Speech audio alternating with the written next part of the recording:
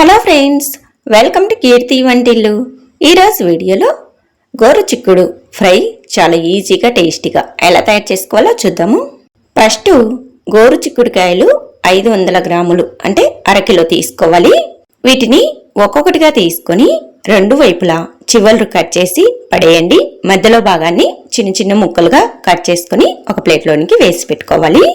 ఇలా చాలా చిన్న చిన్న ముక్కలుగా కట్ చేసుకోవాలి. ఇలా అన్ని కట్ చేసుకున్న తర్వాత వీటిని ఒక పెద్దగా ఉన్న గిన్నెలోనికి వేసుకోవాలి.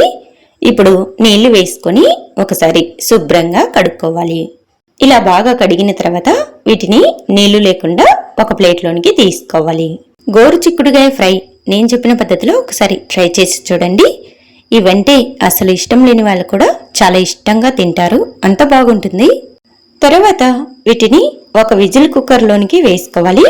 ఇందులో 1/2 టీ స్పూన్ పసుపు, 1 టీ స్పూన్ సాల్ట్ వేసుకోవాలి. అలాగే ఇవి మునిగే కంటే కాస్త తక్కువగానే నీళ్ళని వేసుకోండి.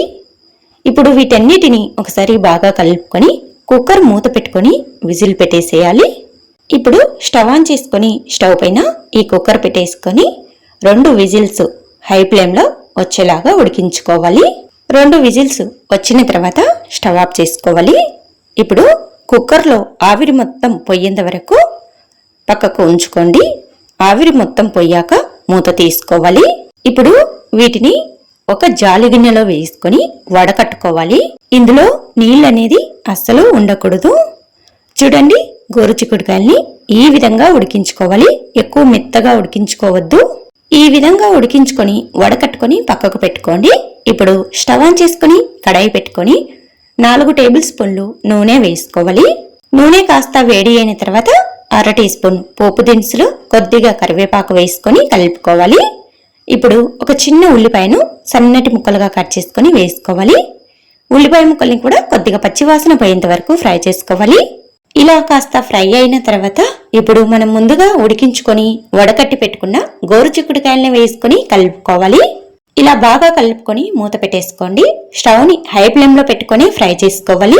ఇలా మధ్య మధ్యలో మూత తీసి కలుపుకుంటూ గోరుచిక్కుడుకాయని లైట్గా కొద్దిగా కలర్ మారేంత వరకు ఫ్రై చేసుకోవాలి. అక్కడక్కడ ఎర్రగా వచ్చేంత వరకు ఫ్రై చేసుకోండి, సరిపోతుంది. మరి ఎక్కువ ఒట్టిగా వచ్చేంత వరకు ఫ్రై చేసుకోకూడదు. ఇవి ఫ్రై అయ్యేలోపు ఒక మిక్సీ జార్ తీసుకోండి. అందులోనికి కొన్ని సన్నగా కట్ చేసిన ఎండు కొబ్బరి ముక్కలు వేసుకోవాలి. 1 టీ స్పూన్ జీలకర్ర, 1 వెల్లుల్లిగడ్డని పాయలుగా ఒలుచుకొని వేసుకోవాలి. 1 టీ స్పూన్ ధనియాల పొడి వేసుకోండి. ధనియాల పొడి లేకపోతే ధనియాలు వేసుకోవచ్చు. అలాగే 1 టీ స్పూన్ కారం వేసుకుని మెత్తగా మిక్సీ పట్టుకోవాలి. ఇలా మిక్సీ పట్టుకున్న పొడిని పక్కకు పెట్టుకోండి. గోరుచిక్కుడుకాయలో ఉన్న తడి మొత్తం పోయి మనం వేసుకున్న నూనె కనిపించేంత వరకు ఫ్రై చేసుకున్న తర్వాత ఇందులో మనము ముందుగా మిక్సీ చేసి పెట్టిన ఎండు కొబ్బరి కారం పొడి వేసుకొని బాగా కలుపుకోవాలి. ఇలా కలుపుకున్నప్పుడు స్టవ్ని లో ఫ్లేమ్లో పెట్టుకొని కలుపుకోండి. కొబ్బరి కారంలో ఉన్న పచ్చివాసన పోయేంత వరకు 1-2 నిమిషాల పాటు ఇలా కలుపుకుంటూ ఫ్రై చేసుకోవాలి. ఇలా ఫ్రై చేసుకున్న తర్వాత స్టవ్ ఆఫ్ చేసుకోండి. గోరుచిక్కుడుకాయ ఫ్రై ఇలా చేశారంటే వేడివేడి అన్నంతో కాస్త నెయ్యి వేసుకొని తింటే చాలా బాగుంటుంది. తప్పకుండా ట్రై చేయండి.